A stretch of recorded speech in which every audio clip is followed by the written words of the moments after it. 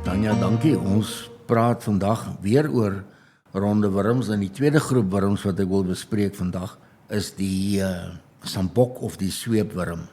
Tragurus triura. En ek hoop dat my Latyns tydelik oorkom.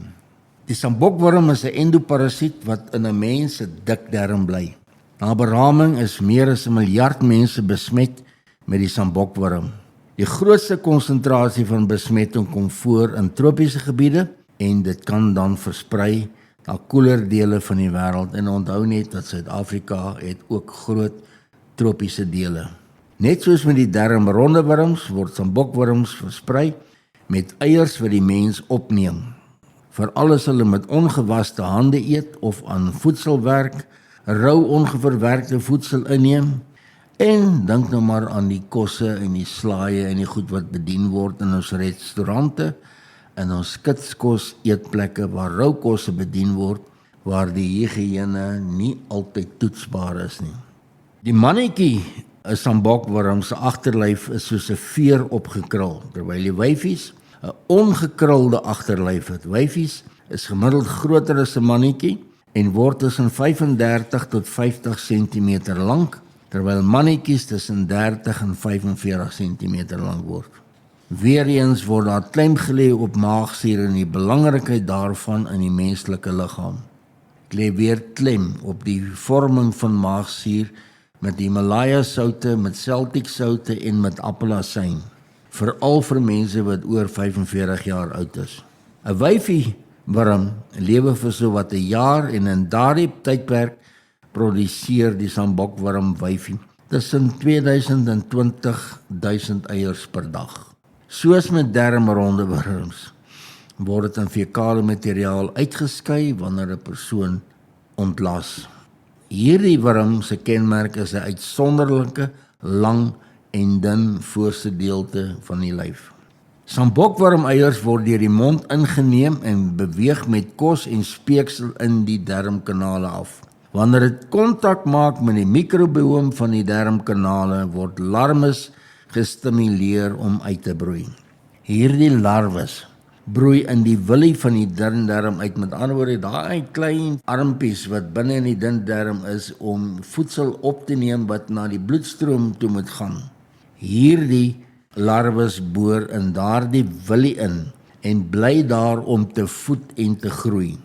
Willie, soos genoem, is die klein vingertjies van die darm om afgebreekte voedingsstowwe soos aminosure van proteïen wat deur maagsuur bewerkstellig is op te vang en dan in jou bloedstroom vry te stel. Hier word weer eens verwys na die skrywe oor gluten. Gluten wat 'n proteïen is en nie na behore deur maagsuur afgebreek word in aminosure nie, en hoe die stringe aminosure van deur die maag afbeweeg en in die darmkanaal gaan lê en vassteek, die willie oorwys, inflammasie stimuleer en die darmkanale en die willie selfs kan laat afsterf.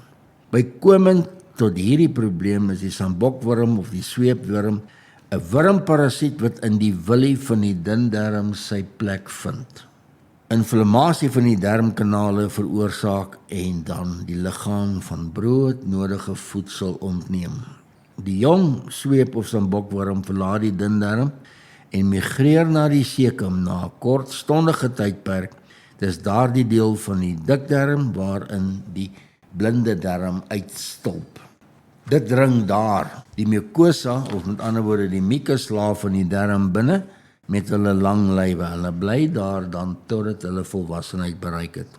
Die mucosa is 'n klierryker membraan wat die holtes en strukture van die liggaam met 'n tipe slijmlaag uitvoer. Die mucus daarop is hierdie slijmerige waterafskeiding. Mucus bestaan uit mesien wat uit anorganiese soute, antimikrobiese ensieme, immunoglobine en glikoproteïene bestaan. Die doel van hierdie waterige mucusafskeiding is om epiteelselle te beskerm teen bakterieë, teen virusse, swamme en patogeniese organismes soos die sambok of die sweepwurm. Die sweepwurm voed op weefselafskeiding van die dier se darmes en nie soseer op die bloed van die gasheer nie. Hierdie mucuslaag wat veronderstel is om jou darmkanale te beskerm teen siektes en patogene, word deur die immuunstelsel self vervaardig. Hierdie wilm val hom aan. Mense wat se immuunstelsel uitgedaag en onderdruk is weens antibiotika, siekte, stres, te min probiotiese lewe en asook te min suuromstandighede, sal nie in staat wees om die sweepworm se aanslag in sy darmkanaal te weerstaan nie. Die siektes wat uit hierdie sweepworm ontstaan, noem hulle trichiurose. Die siektesimptome van 'n siekwurm wat trichiose genoem word, is kroniese dysentrie, 'n soort gastroenteritis wat diarree met bloed tot gevolg het. Trichiurose veroorsaak ook buikpyn, braaking en naarheid, erge hartlywigheid, opgeblaasenheid en winderigheid.